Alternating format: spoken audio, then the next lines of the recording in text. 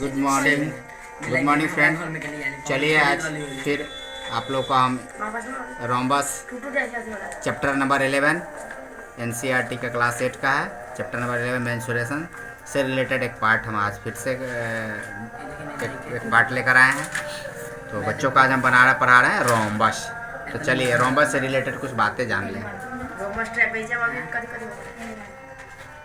Rhombus ए सुनो यार, देखो rhombus A B C D. Rhombus is a type of square से रिलेटेड ये मिलता जुलता है, बस थोड़ा सा अंतर होता है। अब देखिए इसका ये जो होता है ये क्या कहलाता है, ये कहलाता है डायगोनल और ये कहलाता है डायगोनल। इसको हम लोग कहते हैं D1, इसको कहते हैं D2।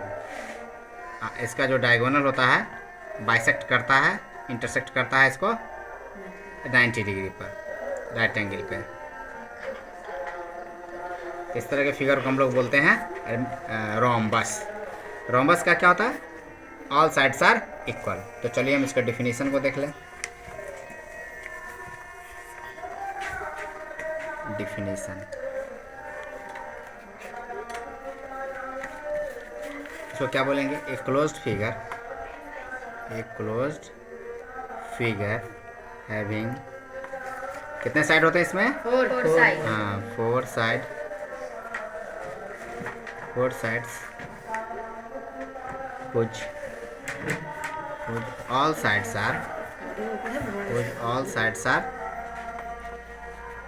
equal and parallel। जो इक्वल नो पैरेलल नहीं, equal and diagonal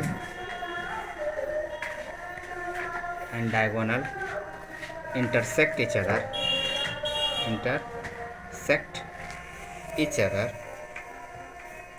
at a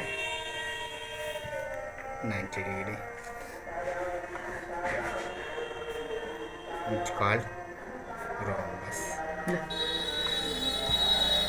समझ में आया? नहीं समझ में आया? देखिए क्या कहता है, इसका चारों साइड क्या होता है, इक्वल होता है, और इसका जो डायगोनल होता है एक दूसरे को 90 डिग्री पर बाइसेक्ट कर देता है। और एक क्लोज फिगर है, कितने साइड है, 4 साइड है। तो लिखा हुआ है definition, A close figure having 4 sides which all sides are equal and diagonally intersect at each other at a 90 degree is called rhombus। अब समझ में आया? चलिए अब डायगोनल का फिगर भी देख लीजिए। इसका क्या होता है, सब साइड इक्वल होता है, ये ऑल साइड्स आर इक्वल होते हैं। अब इसके प्रॉपर्टीज़ को जान लें, थोड़ा सा प्रॉपर्टीज़ देख लें। इसका प्रॉपर्टीज़ पहला क्या होगा, इसका properties all sides are equal. दूसरा प्रॉपर्टी क्या हो जाएगा, opposite sides are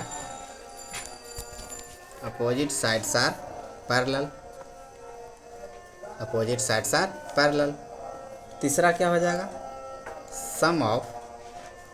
some of its interior angle. Interior समझ में आता है ना, अंदर वाला interior angle of sum of its interior angle is equal than 360 degree. इसका चारों एंगल का जो जोड़ होगा 360 के बराबर, ये और ये चारों एंगल। फिर चौथा properties, opposite angles are equal. Opposite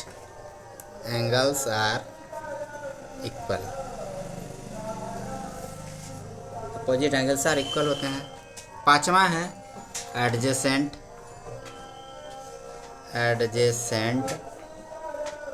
angles are supplementary.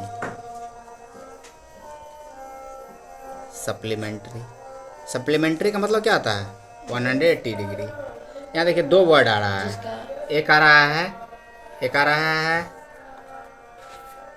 Opposite और एक आ रहा है एडजेसेंट। जानते हैं आप लोग इसको? नहीं जानते, देखिए आपको फिगर में बताते हैं क्या होता है अपोजिट और एडजेसेंट। देखिए जैसे ये हुआ आपका एक एंगल हुआ, देखिए ये एक एंगल है ये एंगल और एक ये एंगल और एक ये एंगल, ये दोनों आपस में क्या है, अपोजिट हैं। ये दोनों अपोजिट हैं, तो ये एंगल और ये एंगल इक्वल हो जाएंगे। तो इस तरह से आपका क्या हो जाएगा, angle D A B equal then होगा angle D A B equal then होगा एंगल बी सी डी।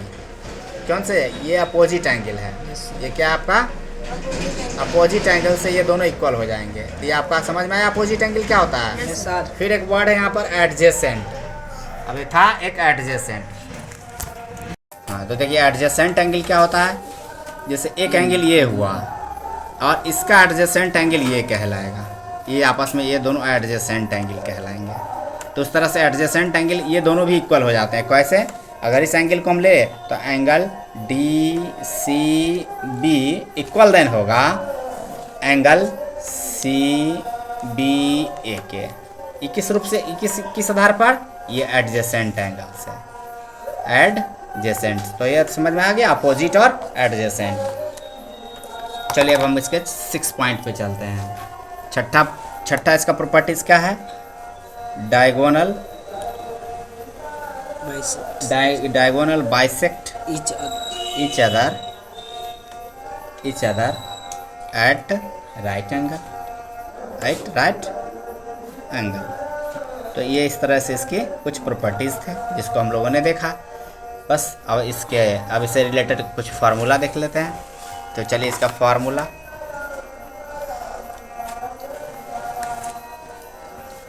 देख लें। फार्मूला एरिया बराबर होता है D1 into D2 by 2। D1 क्या है यहाँ पे, D1 का मतलब हो गया डायगोनल है। डायगोनल इसमें दो होते हैं ना, डायगोनल। D का मतलब डायगोनल कैसे, जैसे ये हम रोम्बस बनाए हैं तो इसका ये जो डायगोनल है और ये डायगोनल, इस तरह से इसको एक को मान लें, किसी एक को आप मान सकते हैं D1 है, इसको मान सकते हैं D2। तो D1 इंटू D2 बाई 2 इसका एरिया निकालने का ये फार्मूला है। फिर पेरीमीटर तो आप लोग बहुत अच्छी तरह से जानते हैं कि किसी भी फिगर का पेरीमीटर निकालना हो तो क्या कर देंगे, जितने साइड उतना, जैसे इसका सब साइड बराबर है तो 4 इंटू साइड इसका पेरीमीटर हो जाएगा। नहीं तो आप पहले से आप लोग जानते हैं सम ऑफ ऑल साइड। बस तो ये आपका आज की वीडियो में बस इतना ही। ये आज इस तरह से रोम्बस कंप्लीट। फिर मिलते हैं अगले वीडियो में।